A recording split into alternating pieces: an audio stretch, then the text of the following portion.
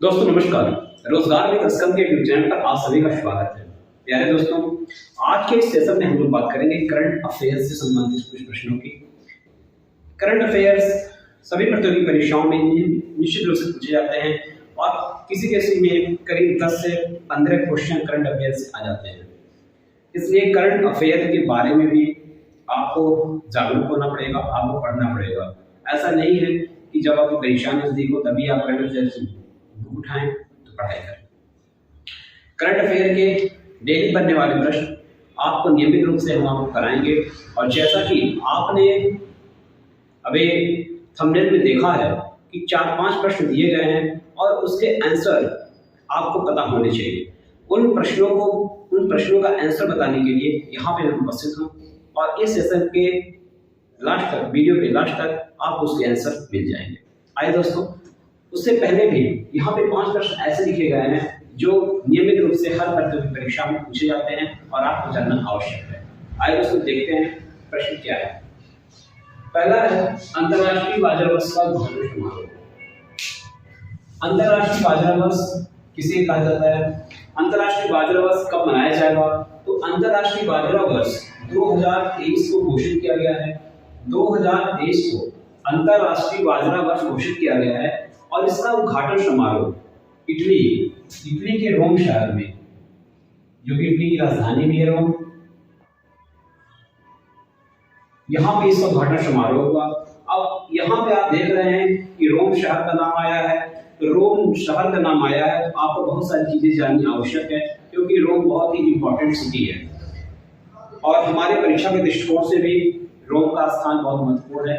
जैसे अगर आपसे पूछे FAO का मुख्यालय, FAO यानी कि फूड एंड ऑर्गेनाइजेशन का मुख्यालय जो है, फूड एग्रीकल्चर ऑर्गेनाइजेशन का मुख्यालय रोम में है। FAO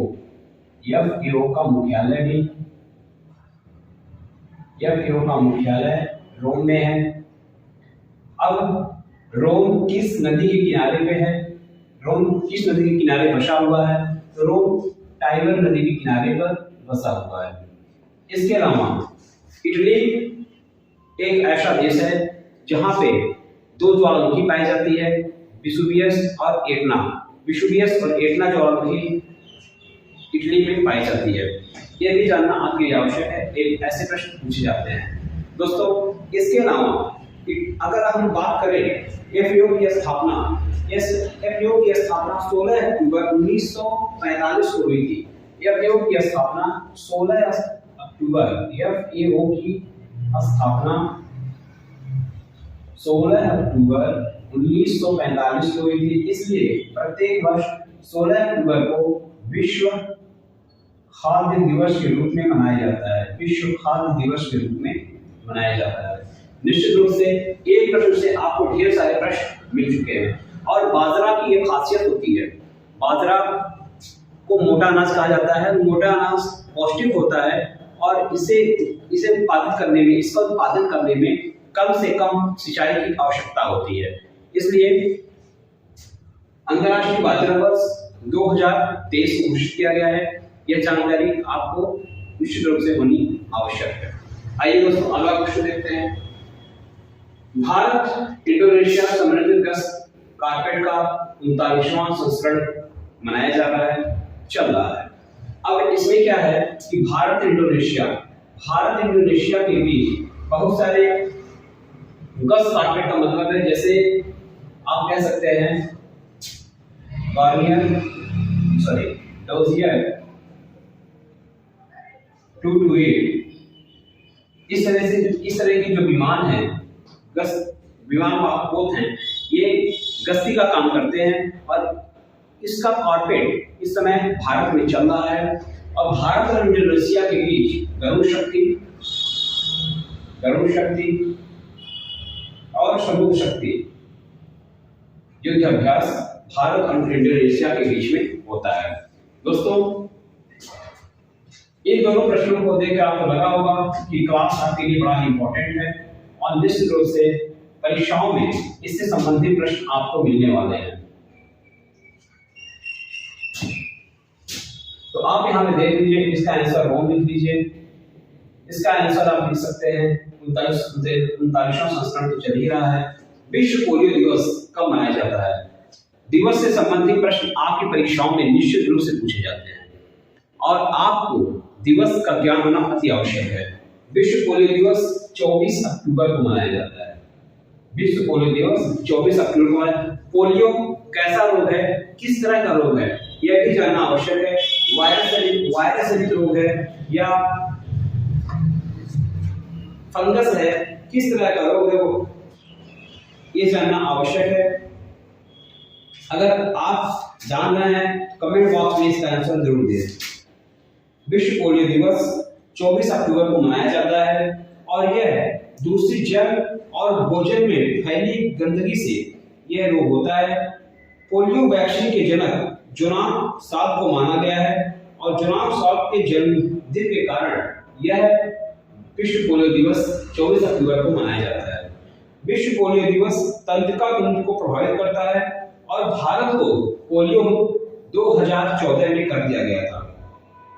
इसके अलावा अगर आप समझ सकते हैं कि पोलियो एक वायरस जनित रोग है। पोलियो वायरस जनित रोग है, वायरस जनित रोग है,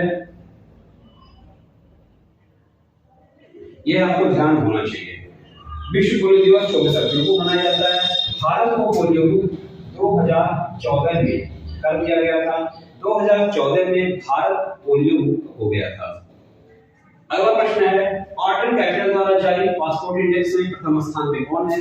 तो आर्ट एंड कैपिटल ने अभी अपने पासपोर्ट इंडेक्स जारी किया है और इसमें यूएई को प्रथम स्थान पे रखा है। यूएई यानी कि संयुक्त अरब अमीरात को इसने प्रथम स्थान पे रखा हुआ है। भारत का स्थान कौन सा है आर्ट एंड कैपिटल में? तो भारत का स्थान इसमें 87वां है। भारत 27वें स्थान पर है। और यूएई की बात आई है, यूएई को आप जान लीजिए प्रथम पेपरलेस सरकार यूएई में बनी हुई है। इसके अलावा यूएई में 2020 का जो आईपीएल के जो बचे हुए संस्करण थे कोविड के कारण जो भारत में नहीं हो पाए थे, उसका बाकी संस्करण 2020 का यूएई में हुआ था। यूएई में ही पिछले साल वर्ल्ड कप खेला गया था, T20 वर्ल्ड कप खेला गया था। T20 वर्ल्ड कप 2021 कौन जीता था यह कमेंट बॉक्स में बता दीजिए। दोस्तों यूएई में इस साल एशिया कप खेला गया और एशिया कप का विजेता श्रीलंका बना। श्रीलंका ने फाइनल में पाकिस्तान को हराकर एशिया कप जीता था। यूएई बहुत ही महत्वपूर्ण प्रश्न है, बहुत महत्वपूर्ण देश है, परीक्षा की दृष्टि से बहुत महत्वपूर्ण है, इसकी जानकारी होना अति आवश्यक है। टाइगर रेंजर देशों की पूर्व शिखर बैठक की मेजबानी, तो टाइगर रेंजर देशों की पूर्व शिखर बैठक की मेजबानी भारत ने की है। इसके अलावा भारत G20 2023 में G20 का मेजबान होगा। भारत ने इससे पहले ब्रिक्स देशों की 2021 का